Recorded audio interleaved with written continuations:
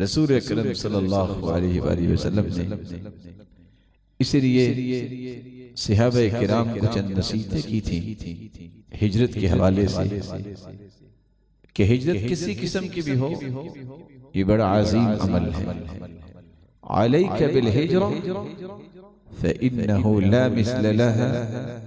صحیح الجامع کی روایت 4045 رسول اللہ صلی اللہ علیہ وسلم نے فرمایا علیک بالہجرہ فإنہ لا مثل لها.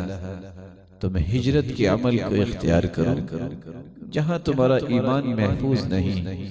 تم ایسی جگہ منتقل ہو جاؤ جہاں تمہارا دین بچ جائے، جہاں تمہاری جان محفوظ نہیں ہے، خوف کی اور مصیبت کی زندگی گزار رہے ہو، وہاں سے اللہ نے ارض اللہ واسعہ تہاجروا فیہا، اللہ کی زمین بہت کھلی ہے، آپ کسی اور جگہ ہجرت کرو جہاں تمہاری جان کی حفاظت ہو سکے، جہاں تمہیں مصیبتوں سے آزادی مل جائے.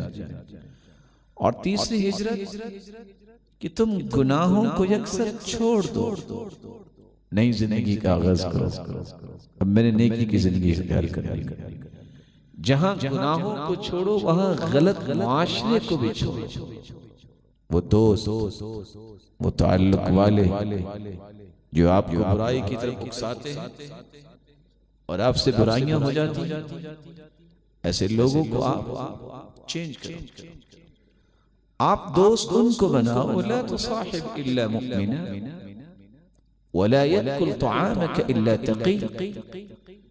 دوست اسے بناؤ جو سچا مومن ہو، جو تمہارے ایمان میں تمہیں نفع دے. ولا يأكل طعامك الا تقي، اور تمہارا کھانا صرف متقی کھائے. مال ملا ہے تو اس کو اڑاؤ نہیں، ضائع نہیں کرو، بلکہ متقی لوگوں کو کھلاؤ.